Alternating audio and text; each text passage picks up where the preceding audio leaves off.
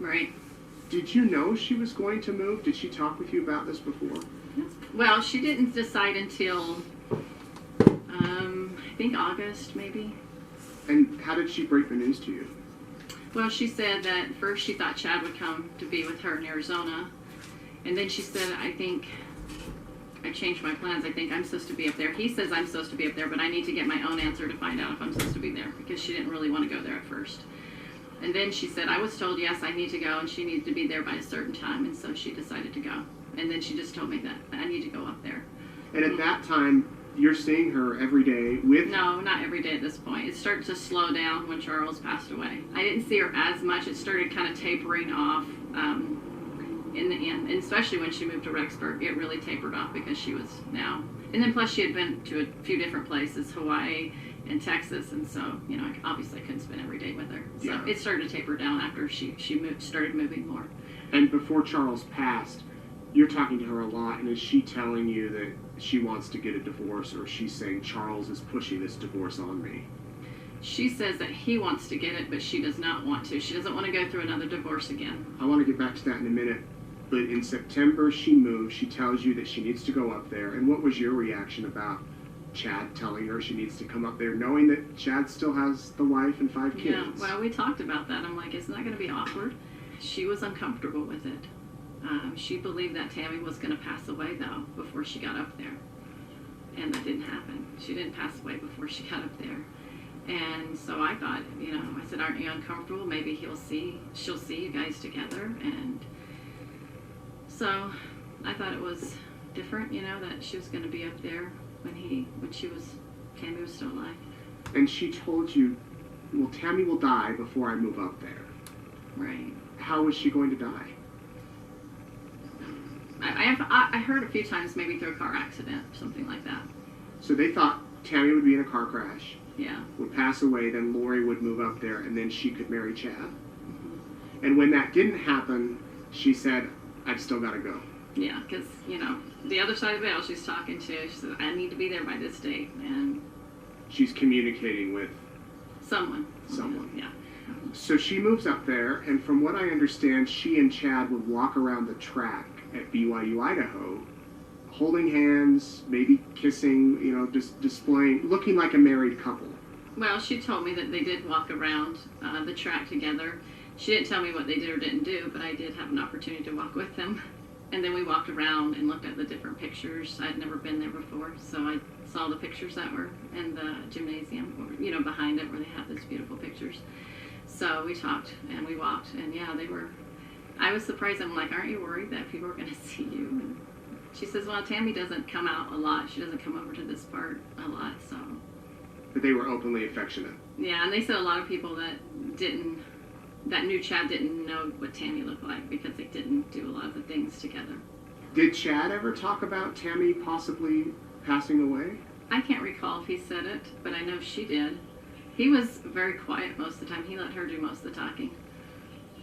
How would you describe his personality at that time? Just reserved? Reserved.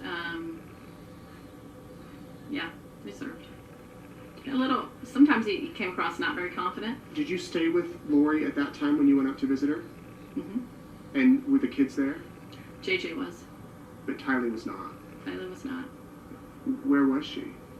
I was told she was at BYU. BYU in Provo? Idaho. BYU in Idaho. Would that have been a normal answer? Like a normal, okay, that makes sense type thing? Well, I knew that Tylee had had her GED that she got when she was 16 or 17. I'm not sure exactly the age. And so it could have been plausible, but it didn't feel like it. There was definitely question marks. It was question marks for me. It didn't feel real. It didn't feel like the truth. I didn't know what to say about it. I wouldn't assume that she had done something to her, so it was kind of, I don't know. It was unusual. But you didn't question her? I didn't question it. Was JJ with you on the walks? No. Where was he? He was at home. By himself? His uncle was watching him. Alex. Yeah. Okay. So JJ's home with Alex, but there's no sign of Tylee. Correct. And how long did you stay with Lori that? Was it for a week? So Thursday to a Monday morning. I'm assuming Tylee never called her. She never called Tylee. She didn't even talk about her. Never spoke about Tylee. Did she speak at all about JJ? Yeah. I mean, he was all around us, and we were talking about him quite a bit, actually. What did she say? As I arrived on the Thursday, she had said that he had turned into a zombie the day before I got there.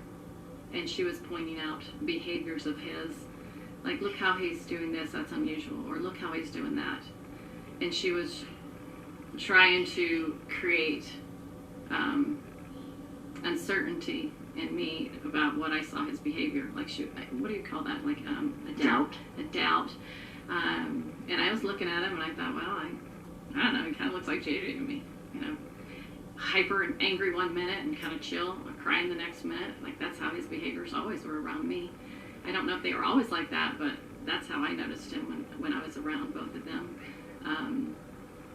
And she just gave me a few scenarios of different things he would say. That sounded a little unusual. I didn't hear him say it, but she would share things like he said this or he said that.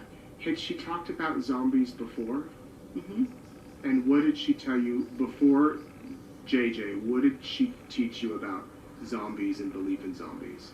So the first person, as we all know, is Charles, was considered one, and that was brought to Lori's attention by Chad on the phone call. I was in her house when that phone call came in, and he described to her that Charles was no longer Charles, that this unclean spirit that was friends with Charles on the earth, you know, when they used to be friends, had now passed on, and now he is this unclean spirit on the earth roaming around, and now he's attached himself to Charles, and now he has entered his body and taken over it. So he's not really Charles anymore.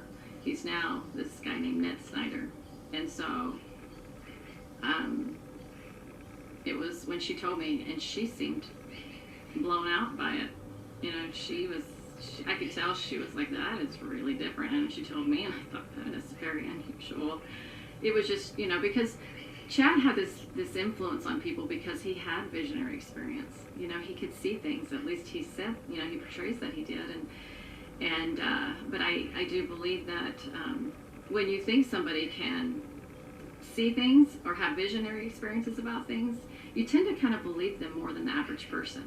Because, you know, if you ask me, I'd say I don't see anything, so you wouldn't take my point of view or my opinion. But if you had somebody that was really good at having visionary, because he often said that it was like the veil was open when he had his near-death experiences. So he often said that veil was open all the time. So he had this way of seeing things that Lori and I didn't have that we didn't have that gift of seeing. But I do have come to understand that that gift has been manipulated by the adversary. And so... By Satan. Absolutely. She told him all of this. She did. And you're saying Lori even felt uncomfortable with that information that Chad had told her? In the first day, I'll say the first day that she was trying to absorb it, I knew it was new for her. And Chad's the one that called Lori and Absolutely. said, an evil spirit has attached himself to Charles. That's right. Named Ned. That's right. Any idea where that name came from? I don't know how he got his information, other than she would say he would often sit in his portal and receive revelation about people. So he's sitting in the portal most likely and received that. Mm-hmm. And he's telling Lori, you know, Charles has his evil spirit. He's a zombie? I'm not sure if they used that word in the beginning. Okay. They didn't use that word right away. They probably said that someone has taken over his body named this Ned Snyder. She tells him, he becomes worried, actually goes before court and says she needs to have a mental, you know, psychological evaluation. Right. Did you go with her to that evaluation? I did. And what was that like? They received her, and she said, oh, you know, she passed with flying colors, and she got out quickly, and I waited on the outside for her, you know, and then Tylee is actually the one that picked us up from there. And when you say passed with flying colors, do you know what they did? Was it just an exam where she filled out a questionnaire, or she met with a doctor? They went in the back room, and they just talked to her about all kinds of stuff and asked her all kinds of questions. She didn't tell me in detail things I probably didn't want to know. But yeah, she seemed that she wasn't evaluated as mentally ill. So they said that she's like, oh, you're fine. We know that you're not mentally ill. I mean, that's what she told me that they said to her. So. Do you think she was honest with them in her religious beliefs, or did she lie and give them the answers they wanted to hear? I don't know. I don't know what they asked her. I mean, I didn't. I should have asked her that, but I didn't. So she gets out of there, Mm-hmm. and is that when the whole incident with her purse happened? Shortly after. And tell me about that. She accused Charles of stealing her purse from the car, right? Correct. Right. So she went to drop off JG at the school that he goes to. He was out of town, so his truck was moved from the airport, and so when he came back from his flight, there was no truck, and so then I don't know how he got around or anything. Maybe he called a friend. I don't know what he did. And then I got to remember the details of this. I know she had JJ. She dropped him off at school, and then he came to the school, and then he opened her car door, took her purse, and then took off. And then she got in the car, and she didn't see him. I don't believe she saw him. And then she's like, her purse is missing. As all of these things are happening, there's a lot of bizarre incidents. Did you ever think, what is going on here? How can there be this much drama in one person? It was a lot of drama, and I would ask them, like, why do these things keep happening to you? Because I have never been around so much drama in my life. Yeah. I'm kind of a chill person. And so it just seemed like there was one drama after another drama, and it never ended. And so I just thought, wow, this person, I used to say to her, why is everybody in your life turning into zombies? Like, why is everybody after you? Like, why? I don't understand. And she would say, well, it's because, Satan really hates me, and I'm because of my exaltation on the level that I'm exalted to, they're coming straight after me. So anyone that would disagree with her or cause her any sort of problem would become a zombie? Pretty much. Or either considered to be dark. They're a little bit different, but that's another discussion. Yeah. From what I understand, Lori knew how many zombies were in every state. Yeah.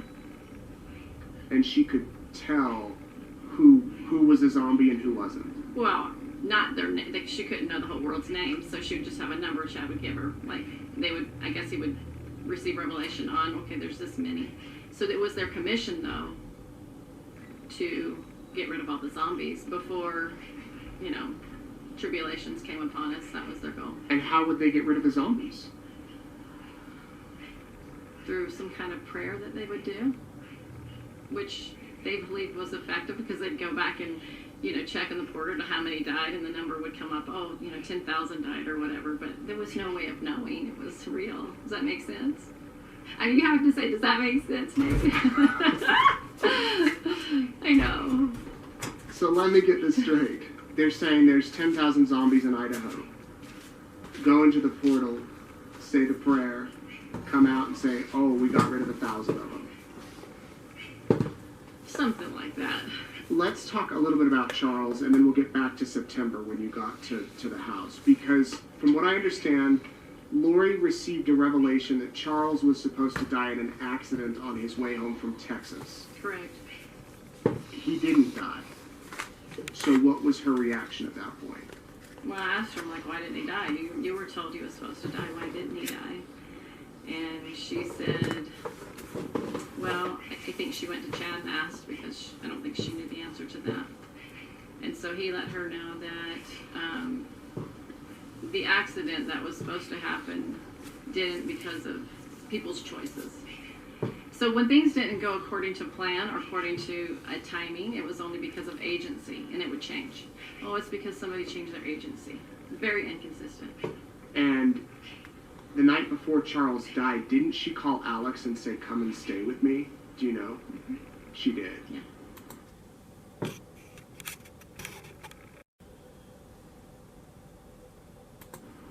And then the next day, Alex shot Charles. What do you think happened there? I didn't know about it until like 4 days after it happened. She called me and she said, hey, did you see the news? I'm like, I don't watch the news. Wait a second. What, your best friend did not tell you for 4 days that Right. her husband had been shot and killed. Correct. I found out through her, though. She did call me and let me know. And she said, have you not heard and watched the news? I said, I don't watch the news. And she said, Charles was shot. And I'm like, what? So tell me what happened.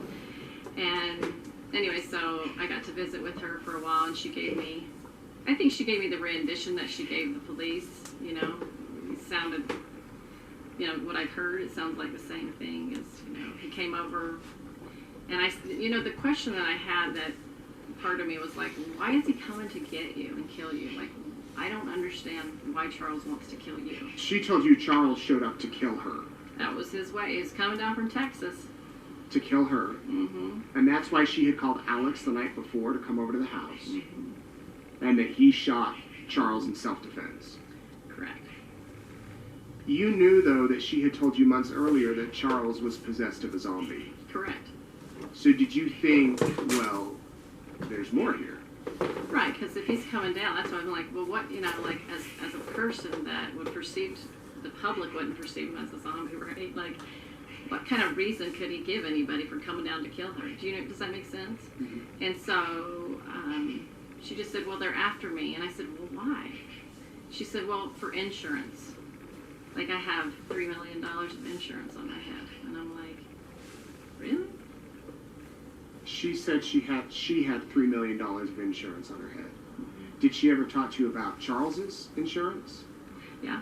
Mm-hmm. What did she say? She said that he had, I think, about $1 million, and that she knew when he passed away that she thought she'd get the money. So she talked about how when Charles dies, I'm going to get $1 million. I don't know if she was 100% sure, because she thought maybe possibly it had been switched from her to Kay. So she wasn't sure if she was really going to get it or not. But it was something she was thinking about and talking about. Yeah, she did know about it. And then when she found out it had been switched to Kay, what was that conversation like? Well, she wasn't overjoyed about it, and she's like, well, Kay has the money now. But she also believed that Kay was a zombie as well.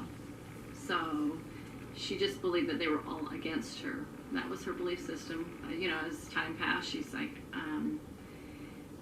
I'll get something from, you when a spouse dies, you get Medicare, I think.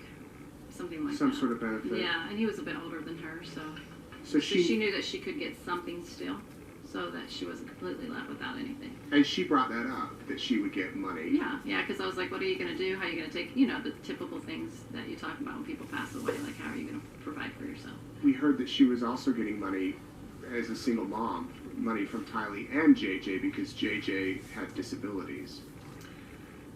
So I know Tylee received money from her father's death, and yeah, I think so. I think JJ did too. I don't remember talking about that too often. We figured it out, and it was around $6,000 a month, tax-free, that she got between the three. Yeah, I think she mentioned something like she could get that much amount. Something sounds familiar. What was your thought when you heard all of this talk about zombies? I did question it. All of us did. I mean, I sat and talked to Alex about that a few weeks before he passed away. I'm like, I'm not sure. I'm not too sure about this zombie thing. He goes, I 100% believe it. He said he 100% believed it. Yes. So Alex really did believe. Do you think that when he shot Charles, that was in his mind, that Yeah. Charles is a zombie, Yeah. and I must get rid of him? Yeah, because he really felt to protect his sister. That was his duty. To protect his sister. Mm-hmm. So by the time you get up to Rexburg in September, this zombie talk has become normal, or at least you've heard it before. Correct. And so let's pick up where we were a minute ago with JJ. She tells you, right when you get there, JJ's a zombie? Correct. And starts to point out things that she believed had zombified him. Right. And you're thinking as an outsider, what? I'm looking at him and trying to discern. And it looks normal to me. I couldn't tell. So I was like, you know, there was a lot of doubt there, obviously. I mean, it's hard to believe that completely. I don't ever even believe that Lori completely ever believed it. You don't? I think she You know, like when you want to believe something sometimes and you listen to people tell you, like maybe she's listening to Chad, or maybe because of why it was happening, sometimes you really want to believe stuff just because you want the outcome is much what you're desiring to have. And so, yeah, I don't know. I think she believed it to a certain level. I'll just say that. But I don't know. I'm not confident that she 100% believed it. It sounds to me that Chad was kind of calling the shots. She would say, he's so much better at getting revelation than me. So I used to get a lot, but I rely upon him a lot more now. So she trusted his because she was not considered a visionary, right? So he would tell her, these people, whoever was around her, these people are doing this, they're doing that, they're dark or they're zombie or whatever. He was the one that she would call and ask those questions. She said she wasn't very good at getting the answers. Do you think Chad told her that JJ had become a zombie? I think so, yeah. So she tells you all these things. You're kind of like, he looks normal to me, looks like normal JJ. Yeah. Did it worry you at all that, oh no, look what happened when Charles became a zombie? Something might happen to him? I didn't think she would do that because that's her boy, you know. We had actually a talking about this. She goes, well, I need to, you know, it's time for JJ to, I don't know how she worded it, but it was something to the effect, it's time for, he's in the way of our mission, so we need to send him to Kay's house. That was kind of like the idea, is what could we do? And so we talked about Kay, and we talked about some of her family members that could actually take him on. And so we talked about, you know, what that conversation would be like with Kay, and she wasn't sure if Kay would really receive him. And so we talked about just different ideas about, you know, him going there. And so that was the plan that I knew of, is he's going to Kay's house. She told me that. I know that from what I saw in one of the video clippings, that she also told a neighbor that as well. And so that's what I believe was going to happen to him. So I left thinking that that's where he was going, as Kay's, for sure. I didn't doubt that. So as her friend, you're saying, okay, he's a zombie. He's in the way of your mission. She said that. So you guys came up with a plan of, why don't we let Kay take care of him, or someone in Kay's family? Yeah. Had you dealt with Kay before? I met her briefly, but I didn't interact with her. Okay. It was like, hi, how are you? I'm Melanie, and that was about it. So even though Lori had an issue with Kay, she was willing, that day at least, to say, yeah, we'll send JJ to Kay. Correct. You leave Rexburg. That's right. Thinking JJ's going to go to Kay's house. That's right. You never saw Tylee the whole weekend. Correct. Because she was at college, allegedly. What happens from there? This is where there's a big turn in my life. This is when it hits the fan. This is the part that I hate talking about. Yeah. This was hard for me.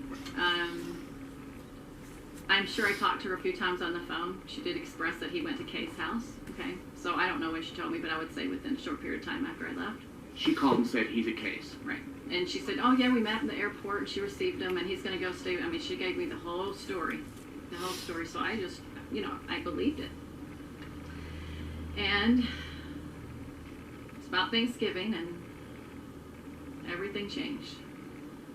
I thought he was safe, and I get a call from Chad 2 days before Thanksgiving.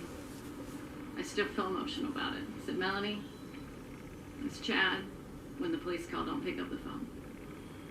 And my heart just dropped. I was so confused. I'm like, what? He says, yeah, the police are over at Lori's house checking on JJ. And I'm like, JJ's not with Kay? No. My heart dropped deeper. And I just knew something was wrong, but I didn't know. I didn't understand. Like, you know, what could... Well, when you believe your friends are good people, you couldn't believe that they could do something like that. What was Chad's demeanor like on the phone? Was he stoic? What was he like? He was very nervous. He was nervous. He was very scared. He did not sound himself. Very unsure, very quivery almost. Yeah, it was a hard moment. So that call comes completely out of the blue. Out of the blue. Wasn't expecting that at all. He says, don't pick up the phone when the police call. He's scared. He's nervous. He says they're going to call you because they're at Lori's house. And she's going to tell them that JJ's with you. She's going to tell the cops that JJ's with you in Arizona. No, I was in Utah at the time. You were in Utah. Yeah. First of all, that's a bombshell that's just thrown. I can't even describe how I felt. They put me in a very awkward situation. Were you able to even question him, or was your mind just... I was questioning in my mind, but verbally, there was nothing coming out, really. I did say, why? She said, well, Kay is trying to kidnap him. And I said, how do you know that? Well, through emails. You know the emails. I said, I have not read your emails. What do they say? She said, Kay had mentioned, it's not like I'm going to kidnap JJ or anything. And I did think to myself, that doesn't sound like a threat. How soon after did Lori then call? I can't recall, but it was soon after. Soon after. And what does she say? She sounded like everything was wonderful and great. She had an upbeat voice, and I was like, wow, she's positive. And that it gave me a little hope that, hey, maybe, it's not what I'm thinking the worst. What did she say? She said, hey, everything's fine. Everything's okay. And I can't quote exactly all the things I said. So she led me to believe that everything was fine, that, that JJ was, I'm trying to remember how she worded it, that she was protecting JJ, something to the fact that they were not just Kay, but it felt like many people were after him. And so she was trying to protect him. That's what she told me. But I talked to the police before. I was like, when you get a gut feeling, that's real, right? And they're like, yeah, you got to go on gut instinct. And what was your gut feeling? If something was terribly wrong. It just stayed in there for a long time, that gut feeling. It did not feel comfortable. Something was telling me something's off here. I wanted to believe her. I didn't want to think that she would do anything like that. I really, really wanted to believe her. What did she ask you to do? She asked me to tell the police that JJ was with me, and that when I went, because I was going to go and drive down to Arizona for Thanksgiving, and that he was going to go with me, which I didn't know any of this, right? It's all new to me. That she had made it sound like we had arranged it or something. But anyway, he was going to go down to Arizona with me. And she was going to come down there later and pick him up. So that was a foreign idea to me. I'd never heard of that before. So it was I can't even tell you how uncomfortable.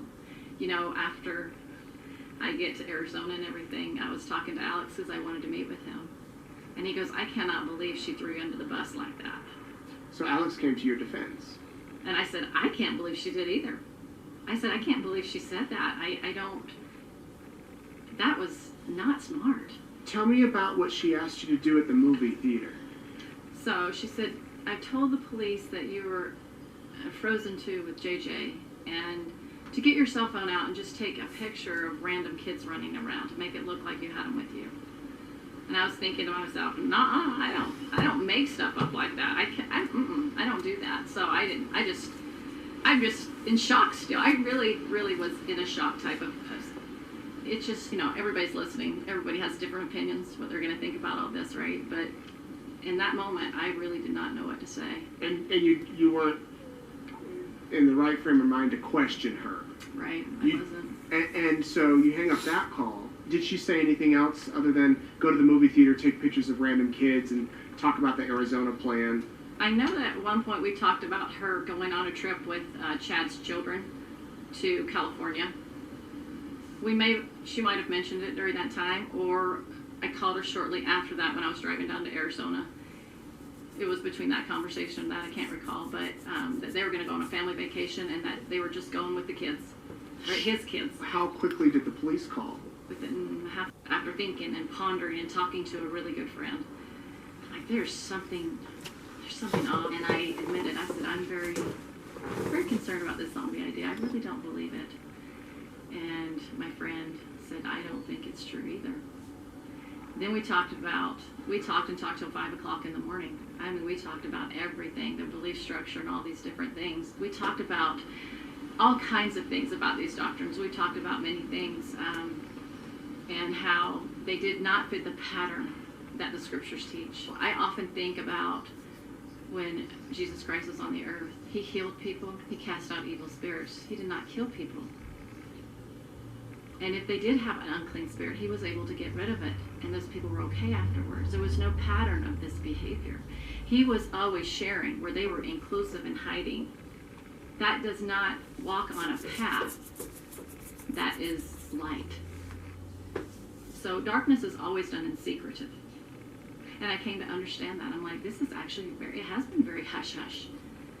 And that's not how God works. You know, the mysteries of God, which they were always trying to unfold, are about bringing people to Jesus Christ. That's what the mysteries are there. Part of them are about that.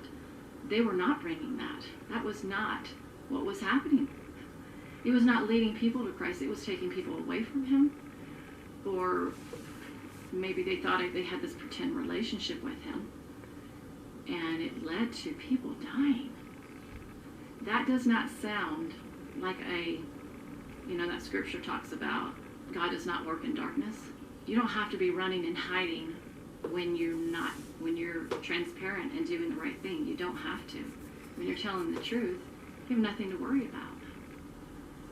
So, one of the feelings that I did want to share to many people listening is that there are many people other than Chad that believe these teachings of many lives or multiple probations within our own church or either close groups that are affiliated. And I want you to decide, as people that believe this, does having this information make you a better person? Does it make you loyal to your spouse? Does it make you feel like you're better than other people? Because of this information, I'll just say it this way, Nate. If this idea of multiple probations had not been introduced, nobody would have ever died. Because they would have never thought they were married before. This is dangerous doctrine. Because this is not how he works. He works on a pattern. I am the same yesterday, today, and forever. He does not make exceptions to the rule. He is no respecter of persons. And when we want things, we do things that are not always the best. All of us do on this planet. And the thing that's interesting is we've all been deceived to some level. Everybody. So this is a world to learn truth and error. I just got to experience something at a very different level. So I got to see something, what I would call a secret combination, unfold in front of me. And I got to see it with my own eyes. Now, I didn't see people die or anything like that, but I got to see the workings of it. This is what this is. And it sounds like that call from Lori and Chad and the police, that was kind of your awakening. Oh, yes. Absolutely. After that long talk with your friend till 5 a.m, when you went through everything Chad had taught you, right, and all of that you said, this is wrong.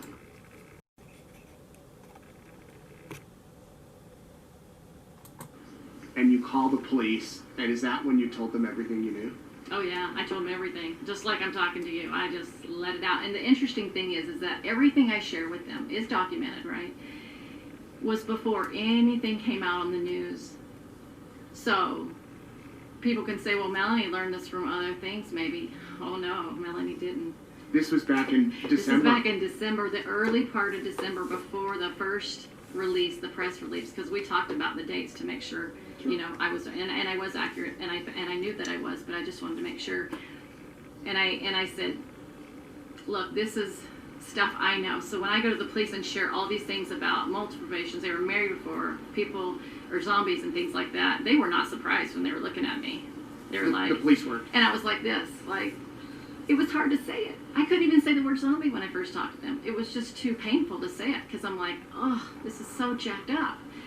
And yet they go, we've heard stuff like this. It's okay. We've heard all kinds of stuff coming, We've been police for a long time. We've heard a lot. And so you knew at that point that this was foolish, and you were embarrassed. Yeah, absolutely. I said, I'm gullible. And the reason that you want to make it clear that it's not like you picked all this up over the past few weeks. You knew this and said this back in December. Oh, yeah. Before any of this came out. Absolutely. And I was on her team, right? Not on the opposition's team. Team so I Lori. wasn't, you know what I mean? If we were going to call them teams, I wasn't affiliated with Charles or anybody he was affiliated with. I was only affiliated with this small group of friends. And when I shared everything I did, it was the same things you could read on those court documents that Charles presented, which I didn't know all that stuff was on there, you know, because they started exposing that on the news. So the stories, you know, for all those that do believe in Chad and love him, and I love him too, and I know his family loves him, but I knew about these things before the news released it, and it is documented. So I'm only here to share the truth because of those that passed away, and that justice needs to be served. My hope is that they will look into their hearts and start to repent of the things and confess the things they did. Chad and Lori. Chad and Lori. But it's hard to do that when if you're Lori, think about this, and my heart breaks for her. She's got to admit that these people are dead, and it was because of their teachings and their ideas that they had these things happen. It's hard to admit that. You would have to admit that you actually had something to do with the death of your family. You know what I'm saying? Does that make sense? And so it's hard. Children. So it would be hard to say my belief systems are false, because then she would have to say, yeah, this happened. I do feel sorrow for everybody involved, both sides, because everybody's hurting from this. She's in the jail now. She doesn't get to be with Chad, who she loves. That's what she wanted so badly. And now she can't even be with him. It was a fatal attraction that led to their separation and people passing away. It's a tragic story.